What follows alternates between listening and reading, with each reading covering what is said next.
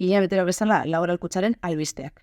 Urrian laboralak Nafarroako ekonomi topaketak antolatu ditu eta Etxepare laboralkutsa saria eman zaie Estibaili Ikasointzultzaileari eta Kataluniako Pulen argitaletxeari. Kiroletan abiatu dira Winter Series txapelketak eta hainbat proba egin dira hainbat lekutan laboralen laguntzarekin. Torrelaviegan Kantabriako Autismo Elkartearen lasterketa, Legazpin Korosti Trail. Horrez gain, mundukideren urteroko lasterketa solidarioa, Bilboko Bilbao Maratonai ikusgarria, eta emakumeentzako Domusa martxa Maite Maiora fondistarekin. Baita ere, Bizkaiko ziklokrosa, Donostiko Hiru Hondartzen cross tradizionala, eta Arabako Errioxako Orbea Grabel.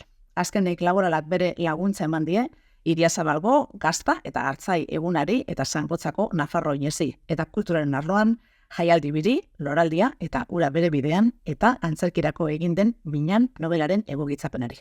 Hori guztia urrian gertatu da, azaroan gehiago.